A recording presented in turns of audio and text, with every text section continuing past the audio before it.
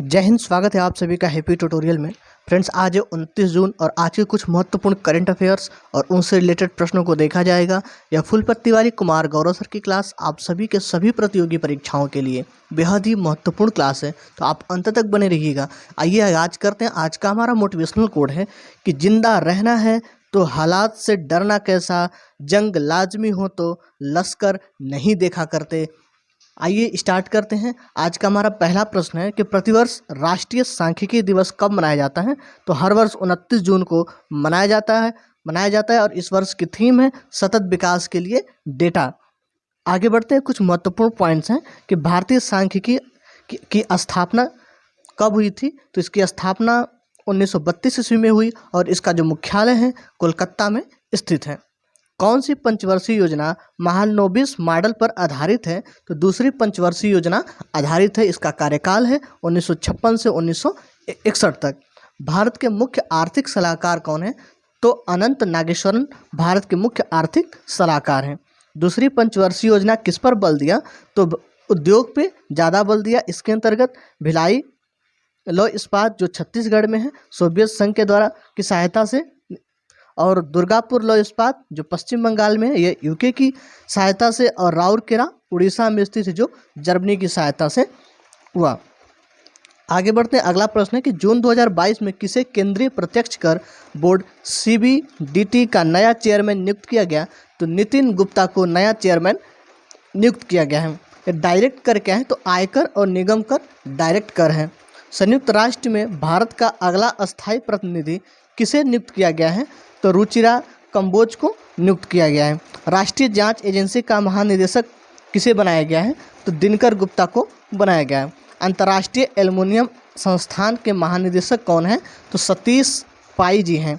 नीति आयोग के सीईओ वर्तमान कौन है। तो परमेश्वर अय्यर हैं और नीति आयोग के वर्तमान उपाध्यक्ष हैं सुमन बेरी।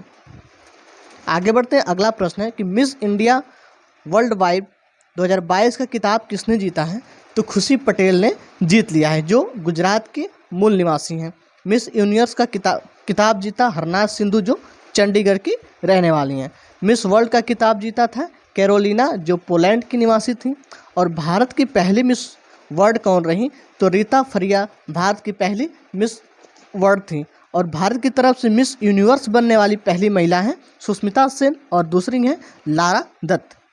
आगे बढ़ते हैं। अगला प्रश्न है कि कामाख्या माता मंदिर किस राज्य में स्थित है जहां वार्षिक रूप से अम्बुबाची मेला का आयोजन होता है।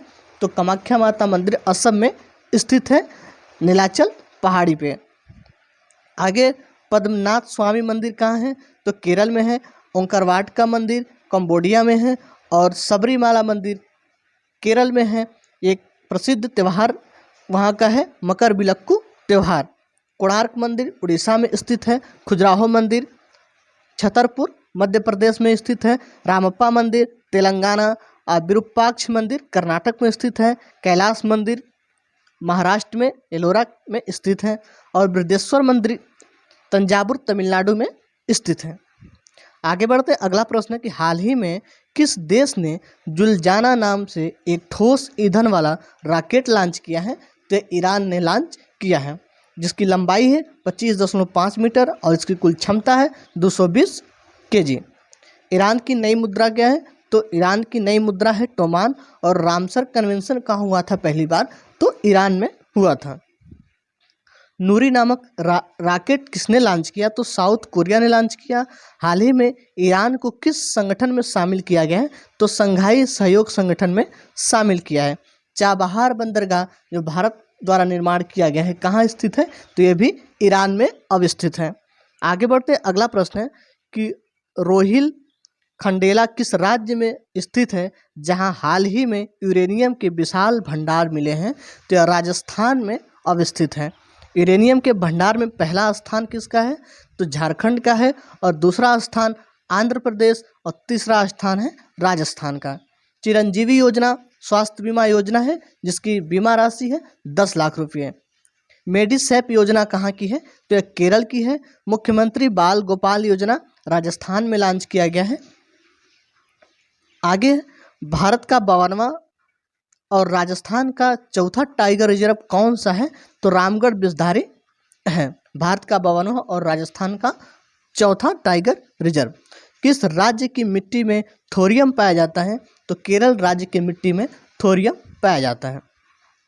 आगे बढ़ते हैं कि जून 2022 में किसे अंतर्राष्ट्रीय भारोत्तोलक महासंघ IWF का नया अध्यक्ष चुना गया? तो मोहम्मद जलूद को नया अध्यक्ष चुना गया है, जो इराक के निवासी हैं। इस अंतर्राष्ट्रीय भारोत्तोलक महासंघ की स्थापना 1905 में ईस्वी में हुई थी और इसमें कुल देश सदस्यों की संख्या 192 है और इसका मुख्यालय जो है लुसाने में स्थित है। ओलंपिक में पदक जीतने वाली पहली भारतीय महिला कौन है? तो कर्णम मल्लेश्वरी हैं, जो भारोत्तोलक से संबंधित है। उन्होंने ब्रांज मेडल जीता था। टोक्यो ओलंपिक पदक जीतने वाली पहली भारतीय कौन है? तो मीराबाई चानू है और इनका संबंध भी वेट लिफ्टिंग से है। इन्होंने सिल्वर मेडल जीता था। अंतर्राष्ट्रीय हॉकी महासंघ के उपाध्यक्ष कौन हैं? तो नरेंद्र बत्रा जी हैं। अंतर्राष्ट्रीय ओलंपिक संघ के अध्यक्ष कौन हैं? तो थॉमस बाक हैं अंतर्राष्ट्रीय ओलंपिक संघ के अध्यक्ष। आगे बढ़ते अगला प्रश्न है कि हाल ही में सेल और मारुति उद्योग लिमिटेड के किस पूर्व अध्यक्ष का निधन हो गया है? तो ये हैं बी कृष्णमूर्ति, जिनका हाल ही में निधन हो गया है। आगे बढ़ते हैं जनरल बिपिन रावत का हाल ही में निधन हो गया, जो तमिलनाडु में निधन हुआ। इनको 2022 में पद्म विभूषण से सम्मानित किया गया। लता मंगेशकर, इनका जन्म मध्य प्रदेश इंदौर में हुआ था और इन्होंने 2001 ईस्वी में भारत रत्न से सम्मानित की गई थी। शेन वान, जो ऑस्ट्रेलिया के निवासी हैं, इनकी ऑटोबायोग्राफी है नो स्पेन। पंडित बिरजू महाराज का संबंध है कथक से। पंडित रविशंकर का संबंध सितार से। भीमसेन जोशी का संबंध किराना घराना से संबंधित है। बिस्मिल्लाह खां का संबंध शहनाई वादन से है और जाकिर हुसैन का तबला वादन से संबंध है। आगे बढ़ते अगला प्रश्न है कि हाल ही में किस वैश्विक संगठन ने 600 बिलियन अमेरिकी डॉलर की वैश्विक बुनियादी ढांचा कार्यक्रम की घोषणा की है? तो G7 ने किया है। G7 में कुल 7 देश हैं। Germany, France, Japan, USA, Italy, Canada और इंग्लैंड शामिल हैं। G20 2023 की बैठक कहाँ होगी? तो भारत में होगी, जम्मू कश्मीर में। और क्वेड 2023 की बैठक ऑस्ट्रेलिया में और क्वेड 2022 की बैठक संपन्न हुई टोक्यो, जापान में। राष्ट्रमंडल खेल 2022 कहाँ होंगे? तो बर्मिंघम में होंगे। और वैश्विक सुरक्षा पहल का प्रस्ताव किसने रखा? तो यह चाइना ने रखा है। आगे बढ़ते हैं कि जून 2022 में किन 2 देशों को राष्ट्रमंडल देशों के समूह में शामिल किया गया है? तो गैबान और टोगा को शामिल किया गया है। इसकी बैठक किगाली, रवांडा में हुआ था। क्वेड में कुल देशों की संख्या 4 है। कौन कौन है? भारत, जापान, ऑस्ट्रेलिया और अमेरिका। क्वेड में कुल 4 देश हैं। सार्क में कुल 8 देश हैं। कौन कौन? अफगानिस्तान, पाकिस्तान, भारत, नेपाल, भूटान, बांग्लादेश, मालदीव और श्रीलंका शामिल हैं। आसियान में कुल देशों की संख्या 10 है।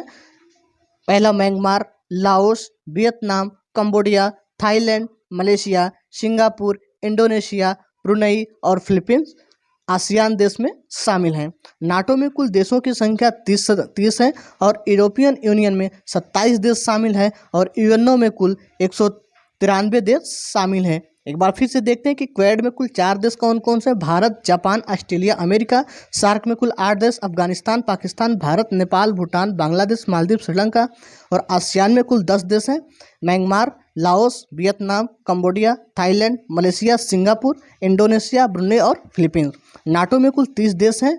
यूरोपियन यूनियन में 27 देश हैं और यूएनओ में कुल 193 देश हैं। अगला पॉइंट है 26 जून को मनाया गया नशीली दवाओं के दुरुपयोग और अवैध तस्करी के खिलाफ अंतर्राष्ट्रीय दिवस 26 जून को मनाया गया। धन्यवाद। अगर आपको इस वीडियो की PDF चाहिए तो आप Telegram channel happy tutorial join कर सकते हैं। अगर वीडियो पसंद आए तो दोस्तों में शेयर करें, चैनल को सब्सक्राइब करें और वीडियो को लाइक करें। धन्यवाद।